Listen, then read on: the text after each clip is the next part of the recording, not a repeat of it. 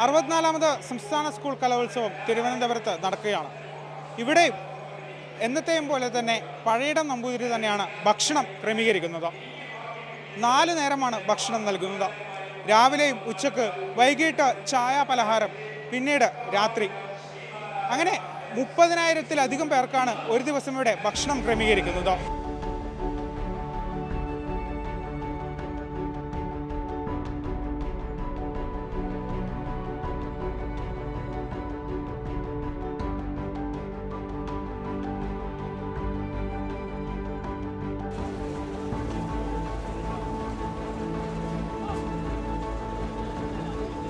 നമ്മുടെ കൂടെയുള്ളത് പാചകകല കലോത്സവത്തിനും കായികമേളക്കൊക്കെ ഈ ഭക്ഷണം തയ്യാറാക്കുന്ന പഴയിടം നമ്പൂതിരി സാറാണ്. സാറേ, ഇങ്ങനെ ഈ ഇപ്രാവശ്യത്തെ കലോത്സവത്തിന് എന്താ പ്രത്യേകതയൊന്നുമില്ല. നമ്മളങ്ങനെ ആസ് യൂഷ്വൽ പോകണം.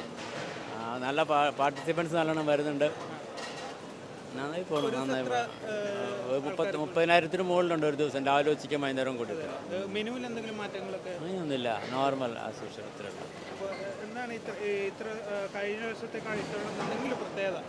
അങ്ങനെയൊന്നുമില്ല. അതൊരു റൂട്ടീൻ വർക്കാ. അതൊക്കെ നന്നായിട്ടുണ്ട്. ഏറ്റവും നല്ല കിച്ചണൊക്കെ ഏറ്റവും നല്ല കിച്ചണാണ്. ഈ കാലത്തിനടിച്ച് കിട്ടിയാൽ ഏറ്റവും നല്ല കിച്ചണാണ് ഇത്. ഇവിടെ 22 അടുപ്പോളം വർക്ക് ചെയ്യുന്നുണ്ട്. ചായ ഉണ്ട്. ഏകദേശം 30,000 പേർക്കാണ് ഇവിടെ സദ്യ ഒരുക്കുന്നത്. 3 നേരമല്ല 4 നേരമായിട്ടാണ് ഭക്ഷണം ഒരുക്കുന്നത്. പഴയിടം നമ്പൂതിരിയുടെ നേതൃത്വത്തിൽ തന്നെയാണ്. ഇപ്പോൾ ഇവിടെ നമുക്ക് കാണാം, ചേന അതുപോലെ തക്കാളിയൊക്കെ അരിയുന്ന ഒരു തിരക്കിലാണ്. സദ്യക്ക് വട്ടങ്ങൾക്ക് വേണ്ടിയുള്ള അരിയുന്ന ഒരു തിരക്കിലാണ്. രാത്രിത്തേക്ക് വേണ്ടി ആയിരിക്കാമെന്നാണ് നമുക്ക് തോന്നുന്നത്. അപ്പം തന്നെ അപ്പുറത്തേക്ക് തക്കാളി, ഉള്ളി, വെണ്ടക്ക, പച്ചമുളക് തുടങ്ങിയവയൊക്കെ അരിഞ്ഞ് അതൊരു ക്രമീകരിക്കുന്ന രീതിയിൽ ഒരു തിരക്കിലാണ് ഇപ്പോൾ. എല്ലാം ഓക്കെ. ഇപ്പം ഞങ്ങളുടെ കൈ മുറിയാൻ നോക്കണം, അതാണ് മെയിനായിട്ട്. ഞാൻ 10 വർഷമായി. എന്നെക്കാളും ഇതൊക്കെ സീനിയറുകളാണ്. അപ്പുറത്ത് കുറച്ച് ചേച്ചിമാരുണ്ട്. അവർ ഉള്ളി, അതുപോലെ വെണ്ടക്ക തുടങ്ങിയ പച്ചക്കറികളൊക്കെ അരിഞ്ഞ് ഒരുക്കുന്ന തിരക്കിലാണ്. നമ്പൂതിരി പറഞ്ഞത് കണക്ക് പ്രകാരം 30,000-ആണ്. അതിൽ കൂടുതലാകാനും സാധ്യതയുണ്ട്. ഏതായാലും അത്രത്തോളം ആളുകൾ, അതായത് ഇന്ന് ഞായറാഴ്ചയും കൂടിയാണ്. അപ്പോൾ നിരവധി പേരാണ് ഈ ഒരു കലോത്സവം കാണാനും അതിൻ്റെ ആയിട്ട് ഇവിടെ എത്തുന്നത്. അവർക്ക് വേണ്ടി ചായയും ഭക്ഷണവും പലഹാരവും ഒക്കെയാണ് ഇവിടെ തയ്യാറാക്കിക്കൊണ്ടിരിക്കുന്നത്. ഈ പഴയിടത്തിൻ്റെ ഭക്ഷണം രുചിക്കാനുമായി നിരവധി പേരാണ് ഇവിടെ എത്തുന്നത്.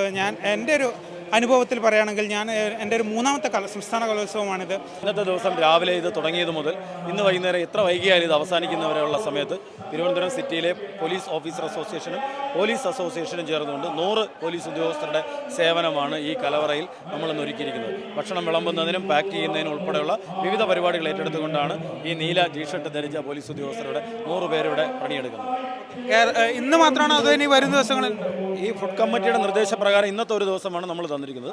ഇനിയും ആവശ്യപ്പെട്ട് കഴിഞ്ഞാൽ ഇതിനനുസരിച്ച് ആൾക്കാരെ കൊടുക്കാൻ ഞങ്ങൾ സന്നദ്ധരാണ്. അത് സംഘാടക സമിതിയുടെ ആവശ്യപ്രകാരം നമ്മളത് ചെയ്യും. തീർച്ചയായും ഇത്തരത്തിലൊരു ഉത്സവം, ഒരു വലിയ കലാമാമാങ്കം നമ്മുടെ നാട്ടിൽ ഈ തിരുവനന്തപുരത്ത് നടക്കുമ്പോൾ പോലീസും അതോടൊപ്പം പങ്കേറുക എന്നുള്ളതാണ്. ഞങ്ങളുടെ കൂട്ടത്തിലുള്ള ഏകദേശം 750-ന് മേളിൽ പേരാണ് തിരുവനന്തപുരം സിറ്റിയിൽ നടക്കുന്ന ഈ യുവജനോത്സവത്തിൻ്റെ സുരക്ഷയ്ക്കായി നിയോഗിച്ചിരിക്കുന്നത്.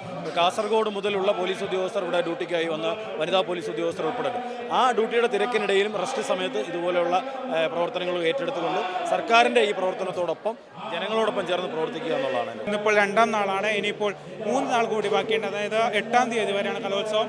അതുവരെയുള്ള ഭക്ഷണ ക്രമീകരണങ്ങളുമൊക്കെയായി